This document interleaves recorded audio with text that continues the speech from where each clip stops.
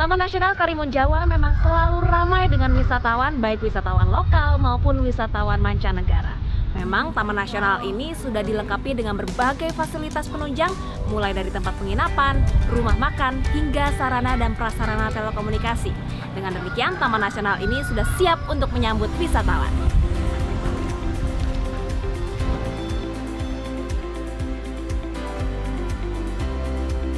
Saya pun mengawali pagi ini dengan ngopi di salah satu kedai kopi sambil menikmati suasana pagi di Taman Nasional Karimun Jawa.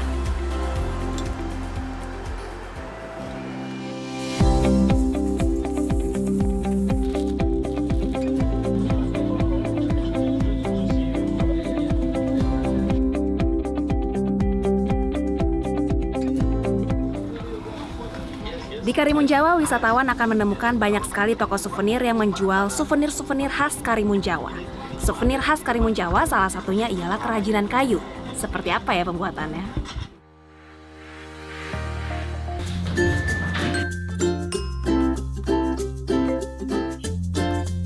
Coba seperti apa sih Pak bikinnya Pak?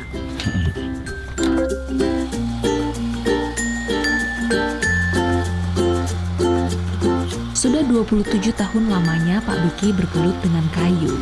Tak terhitung berapa banyak karya bernilai seni tinggi yang telah ia produksi. Kayu-kayu mentah yang ia beli, dibentuk, lalu diamplas, kemudian dipoles hingga menciptakan pahatan yang cantik. Hanya dari industri rumahan ternyata bisa menghasilkan kreativitas dengan nilai seni yang sangat tinggi seperti ini. Jadi kalau ke Karimun Jawa jangan lupa mampir untuk lihat oleh-oleh dari Karimun Jawa. Salah satu usaha pelestarian yang dilakukan oleh pihak Taman Nasional Karimun Jawa bersama dengan masyarakat ialah proses penetasan penyu semi alami.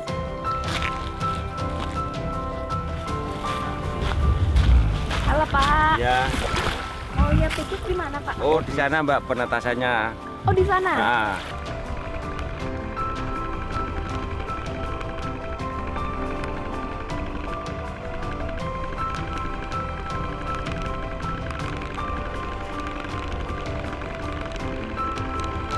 Ini tukiknya Mbak, ada tukiknya.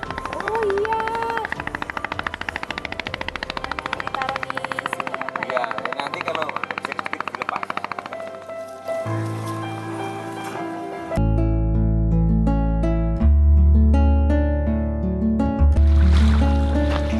Ini usia berapa Pak sudah boleh dilepas? Biasanya langsung 1 hari Pak. Pertama kita harus lepas kalau nggak pagi hari, sore hari untuk menghindari predator.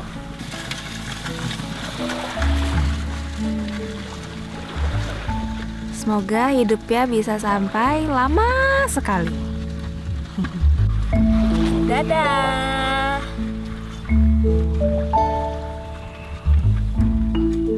Di kawasan penetasan tukik semi alami yang dikelola pihak Taman Nasional Karimun Jawa ini, wisatawan yang datang bisa mendapat banyak edukasi tentang penyu. Mayoritas penyu yang ada di Taman Nasional Karimun Jawa berjenis penyu hijau dan penyu sisik. Bayangkan, dari 1000 tukik, hanya 1 diantaranya yang memiliki kesempatan untuk tumbuh dewasa. Predator tukik bukan hanya hewan yang ada di laut, tapi juga manusia. Taman Nasional Karimun Jawa tak hanya menawarkan pesona bawah laut dan kesenangan biasa. Ada semangat konservasi agar manusia tetap menjaga kelestarian lingkungan.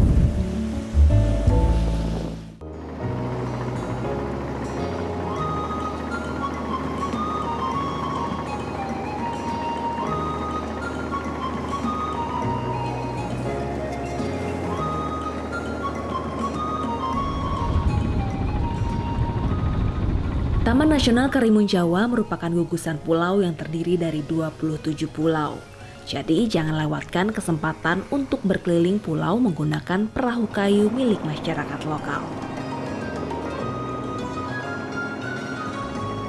Perahu ini juga bisa mengantar para penyelam yang ingin mengeksplorasi keindahan alam bawah laut Taman Nasional Karimun Jawa.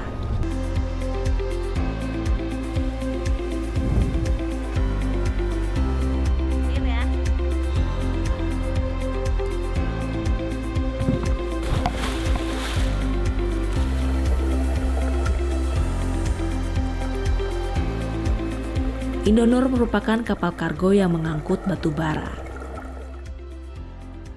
Awalnya kapal bertenaga uap ini pernah digunakan untuk distribusi logistik saat Perang Dunia Kedua. Setelah Perang Dunia Kedua berakhir, kapal ini dialihkan untuk pengiriman kargo antar negara.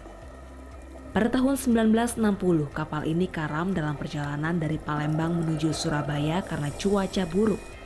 Lumbung kapal menghantam terumbu karang di perairan dangkal. Ya, cuaca dan kondisi laut Karimun Jawa sangat ekstrim di musim hujan. Kondisi bangkai kapal Indonor terbilang cukup lengkap. Keberadaannya pun tidak terlalu dalam jika dibandingkan bangkai kapal karam di daerah lainnya. Di sekitar kapal, saya masih bisa menemukan sisa-sisa muatan berupa batu bara.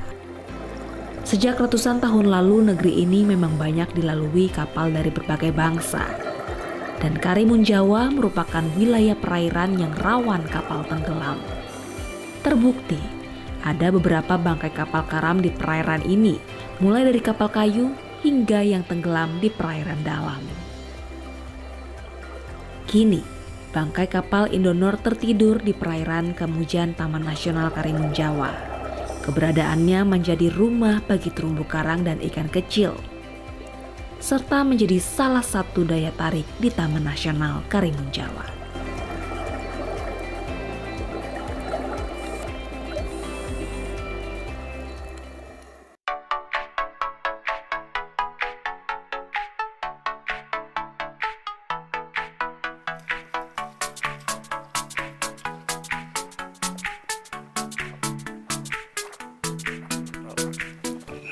Taman Nasional Karimun Jawa terdiri dari beberapa pulau kecil, salah satunya Pulau Cemara Besar.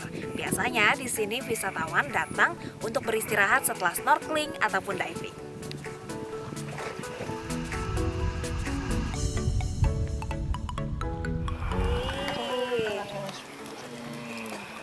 Ikan apa nih, Pak?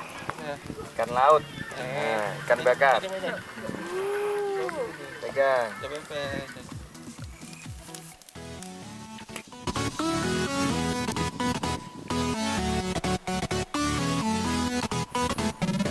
Paling enak habis diving makan ya, Pak ya?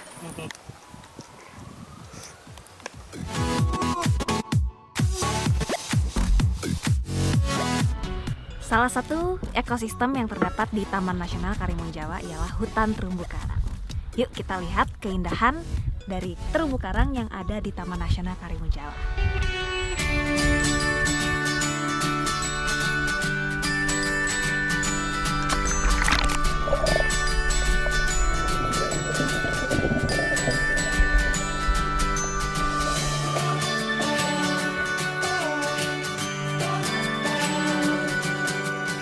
Inilah keindahan alam bawah laut Taman Nasional Karimun Jawa. Sebagian besar terumbu karang di Taman Nasional Karimun Jawa berjenis Acropora. Hutan terumbu karang ini memiliki tingkat kerapatan yang amat tinggi dan menjadi rumah bagi aneka ikan kecil.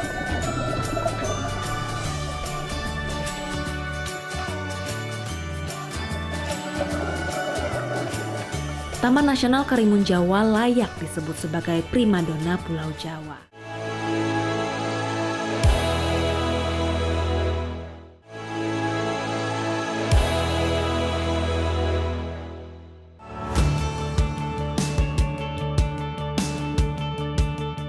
Kabupaten kecil di Jawa Tengah syarat akan budaya dan sejarah. Peran Wali Songo dalam berdakwah tak lekang dari citra Kudus sebagai kota santri. Lihatlah Masjid Menara Kudus serupa bangunan candi dan melambangkan akulturasi budaya Jawa, Hindu, dan Islam. Masjid dengan menara tumpukan batu bata setinggi 17 meter menyerupai Kori Agung ini dibangun oleh Sunan Kudus. Kota Kretek, itulah julukan lain dari Kudus. Saat mengunjungi Museum Kretek, saya mendapatkan informasi jika di tahun 1880-an, seorang penduduk Kudus bernama Haji Jamhari merajang cengkeh hingga halus, dicampurkan pada tembakau dan dilinting menggunakan kulit jagung atau klobok. Bunyi yang dihasilkan kretek, kretek, kretek. Tak jauh dari pusat kota Kabupaten Kudus terdapat lokasi wisata hutan pinus di lereng Pegunungan Muria. Ragam kegiatan luar ruang ditawarkan di tempat yang ramah anak ini. Salah satu yang saya coba ialah ATV.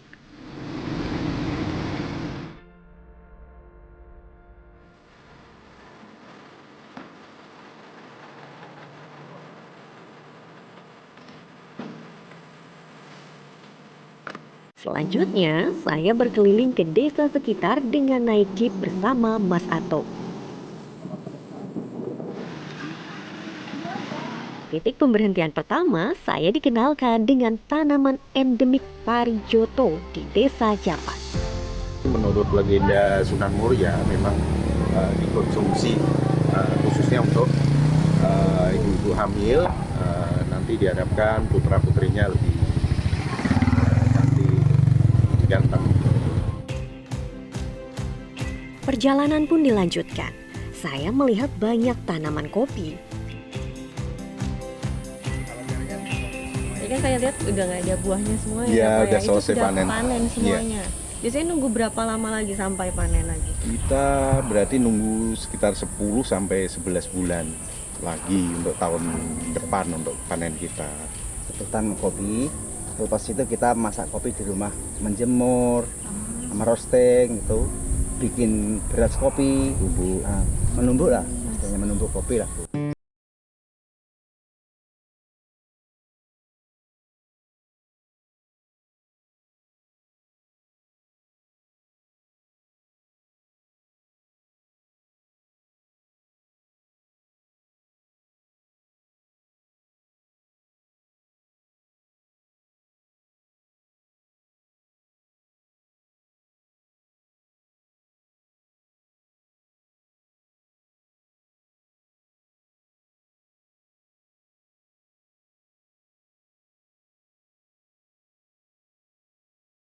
Jeruk Bali, tapi nggak ada bijinya.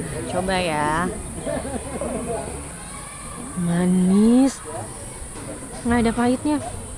Manis, natural, enak banget.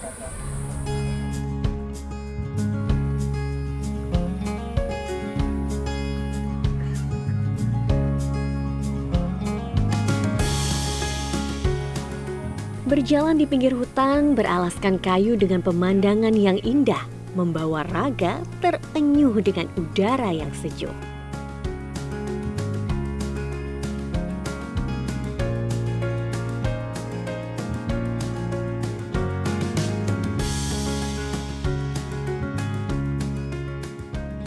Saya pun mencoba penginapan dengan pemandangan langsung ke Pinus Kajar.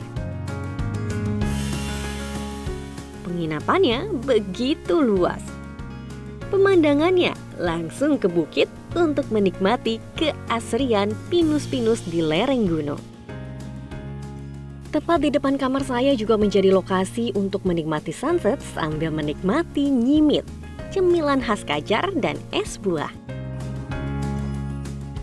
Pemandangan yang memesona menanti terbenamnya sang surya di garis bukit Pegunungan Muria untuk menutup hari dengan keheningan.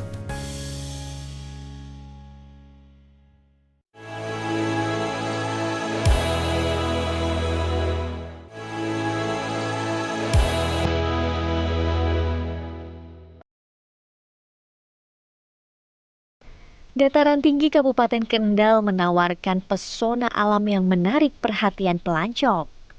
Kebun Teh Medini di Kecamatan Limbangan menjadi lokasi pertama yang saya datangi di Travelers.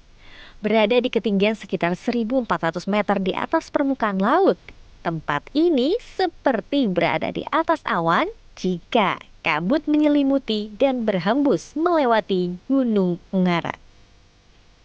Kebun Teh Medini dengan luas sekitar 276 hektar ini sudah ada sejak zaman kolonial Belanda loh Travelers. Pengunjung yang datang biasa berkeliling di antara kebun teh. Bisa juga hanya sekedar berfoto karena pemandangan yang tak biasa. Tak jauh saya melihat seorang ibu yang sedang memetik pucuk daun teh secara manual. Halo Ibu. Ya, Bu ini mau tahu dong cara petik daun teh yang benar secara manual seperti apa? gini Mbak, petiknya cara P3. P3 itu apa? Ini kan ada daunnya 1, 2, 3. Tuh. Jadi Ini yang bagus, P3. Iya. Kenapa? Oh seperti ini nih ya Bu. Iya. Kenapa Begini. baik dan bagus ini? Kalau yang gitu kan jadi pilihan kualitas bagus Mbak. Kalau yang agak ke bawah lagi kan itu tua. Namanya besok kualitas hasil tehnya jadi jelek. Bu Atun bercerita, dalam 2 bidang kebun teh dapat menghasilkan 10-15 kg pucuk daun teh pilihan. Ada 2 cara yang dilakukan untuk memetik daun teh, yaitu manual dan menggunakan mesin.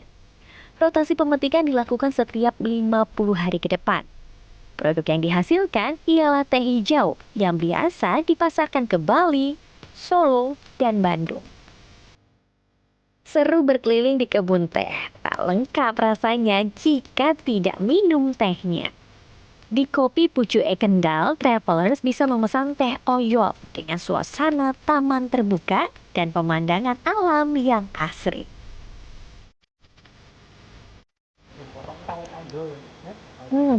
Rasanya tuh kayak ada rasa bakaran.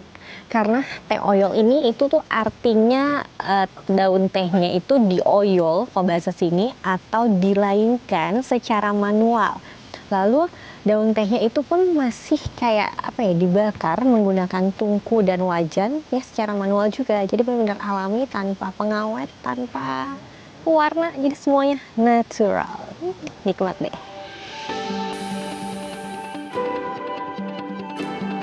Usai menikmati teh asli dari perkebunan, ada lagi yang menarik dari dataran tinggi Kabupaten Kendal Travelers. Santosa Park and Stable di Kecamatan Boja. Lokasi ini berada di sekitar 500 meter di atas permukaan laut, serta memiliki fasilitas olahraga berkuda dan objek wisata seluas 13 hektar. Jadi, travelers bisa sekolah berkuda, sekedar menunggangi kuda, berjalan-jalan, naik ATV, ataupun menginap. Terdapat sekitar 30 kuda di lokasi ini dengan jenis warm blood, lokal atau persilangan, serta kuda poni. Bagi pemula hanya bisa mencoba menunggangi kuda jenis lokal atau persilangan. Sedangkan travelers yang sudah profesional berkuda, maka bisa mencoba menunggangi kuda dengan jenis warm blood. Halo, ini siapa namanya? Ini Vera Jamu. Vera Gamo. Pelatih berkuda di sini didatangkan dari Jakarta dan Bandung. Saya pun tertarik nih travelers untuk belajar berkuda. Kenalin, ini Tweety, kuda betina dengan tipe sandal yang akan jadi partner aku. Persiapan pertama, aku harus menggunakan sepatu yang sesuai dahulu, helm yang proper, serta sarung tangan. Bersama Pak Marji, saya diajari bagaimana menunggangi Tweety dengan cara yang benar. Ini adalah pengalaman pertama sekali bagi saya travelers. Terus jalan. Oke, relax aja. Stop itu kalau tahan dua-duanya. Di lokasi ini, travelers memiliki beberapa pilihan berkuda. Sekolah berkuda non-member dapat dikenakan biaya sekitar Rp500.000 per sesinya. Sedangkan untuk member atau sampai memiliki lisensi, biasanya berkisar 2 juta sampai 4,5 juta rupiah. Kalau travelers hanya ingin berkeliling Santosa Park 2 kali putaran, tarifnya hanya Rp100.000 saja kok. Selain berkuda, aktivitas menarik lainnya yang dapat dilakukan yaitu memacu adrenalin mengendarai ATV. 2 kali putaran, travelers dapat menyewa ATV seharga Rp75.000. Medannya menarik di sini travelers, ada tanjakan, turunan, ataupun melintasi aliran sungai. Keseruan bermain ATV sangat saya rasakan di lokasi ini. Sore mendung nan syahdu, Masih dari dataran tinggi, hutan pinus melimut suguhkan destinasi wisata hutan alami. Panorama alam yang asri membuat pengunjung dapat betah untuk bersantai di beberapa gazebo yang tertata rapi.